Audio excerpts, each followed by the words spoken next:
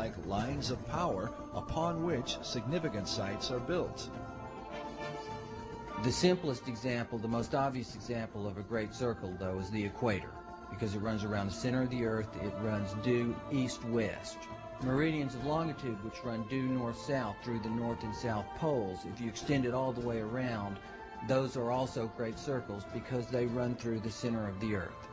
Allison claims that mystical sites like the pyramids, Easter Island, the Mayan and Aztec cities are all built upon these great circles.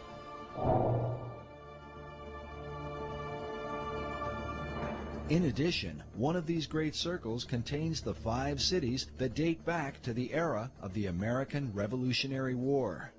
Washington, D.C., Philadelphia, Baltimore, New York City, and Boston are in fact aligned.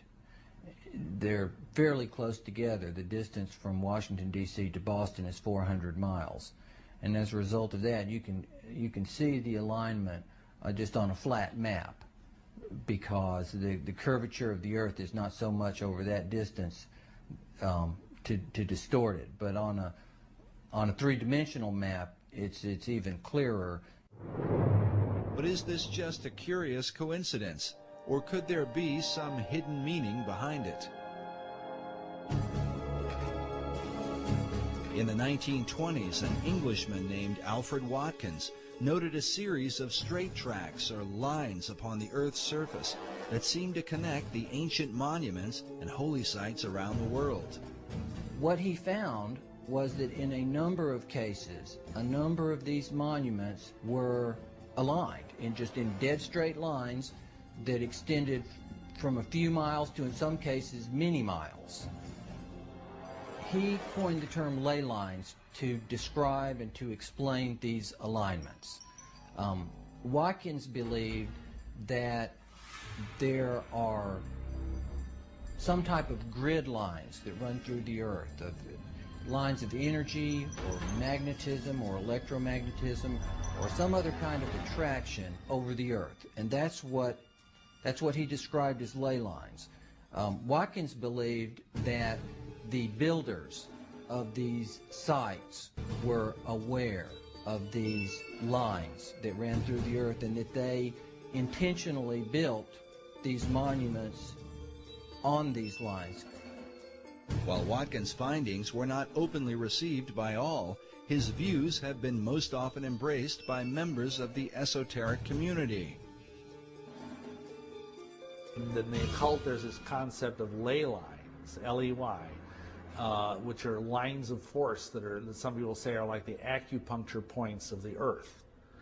And you always want to build things on a ley line.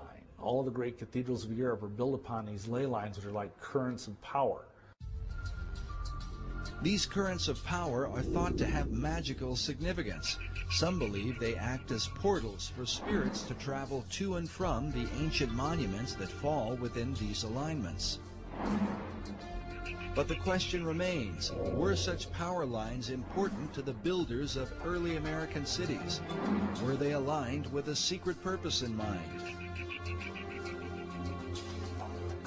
It's very important where the pyramid of Khufu is built, the Great Pyramid. And it's very important where Stonehenge is built. There are several great circles that ancient monuments are aligned with.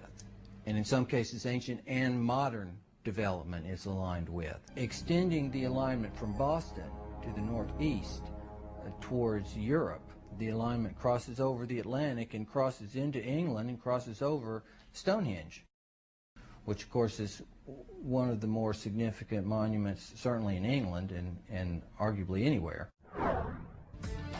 Can it be coincidental that the early colonists built these 5 cities in perfect alignment with each other and in perfect alignment with Stonehenge? Allison admits that many of the ancient monuments are aligned on ley lines or great circles within a fraction of 1 degree, a distance that sometimes equals 15 or 20 miles. But in the link between the Old World and the New, there is a zero deviation between the 5 American cities and England's mysterious Stonehenge. According to Allison, they are perfectly aligned.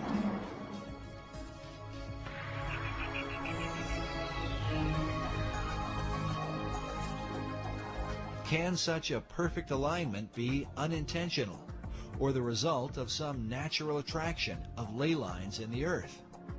There's some dispute about that amongst people who study these ley lines as to whether the builders were aware of an attraction and they built it for that reason, or whether there was possibly an attraction that they were unaware of, but nonetheless caused them to build these sites in alignment. But the simple fact is they are aligned. But the evidence continues. America's capital city, Washington, D.C., is said to be positioned on the 77th meridian west, considered a sacred location referred to as God's longitude. In his book, Marking Time, author Duncan Steele argues that the early expedition of Sir Walter Raleigh, known for the lost colony at Roanoke, was not quite the failure it seemed to be. Raleigh's intent, according to Steele, was not really to establish a colony, but rather to capture God's longitude by locating the 77th meridian. The goal of the occultist who understands these concepts is to have things exist within the sacred harmonies of the earth. And if indeed they believe that the 77th meridian was somehow very sacred, then it would be incredibly important for them to plant their flag there. In Washington, D.C. is even found Meridian Hill, said to mark the precise location of the sacred longitude. Raleigh himself was a member of Bacon's secret society in England. Was he sent on a mystical journey so that America might be designed according to esoteric principles from the beginning? And how many others came ashore as a result of the Baconian influence? The Rosicrucians came ashore very early on in the founding of the New World. The Masons were also there from the beginning, and I think from very early on, this if you will, cartel, this occult cartel of various groups, basically had it as their goal to establish a society on this continent that was wholly given over to esoteric goals.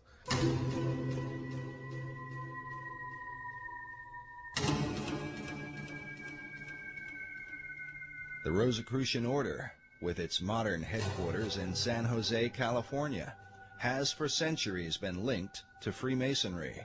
Well, you have to understand that Freemasonry is simply the modern-day manifestation of the ancient mystery religions. The ideas of Masonry have been around literally for thousands of years. And, of course, Rosicrucianism was simply a forerunner of modern-day Masonry.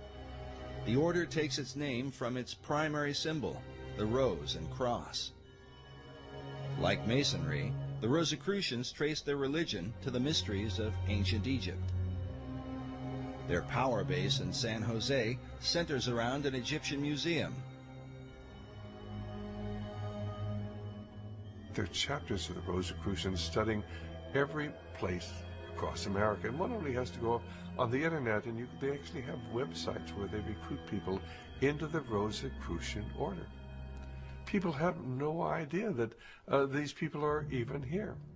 Perhaps the reason for their lack of exposure is that they are dwarfed by the chief of all secret societies, the ancient order of Freemasonry. Nevertheless, the Rosicrucians are said to be the first of the secret orders to have opened a door in the New World. The very first that we know of occult beachhead in America was Rosicrucian. I was out on a speaking tour recently, and I had the opportunity to visit the Ephrata Cloister, it's called, in Ephrata, Pennsylvania. And it's where the original Rosicrucian community built its headquarters, right on the east coast of the United States. And that was in the 1600s. And right about the same time that Christianity was establishing its beachhead in America, so was the Rosicrucian order. In the 16th century,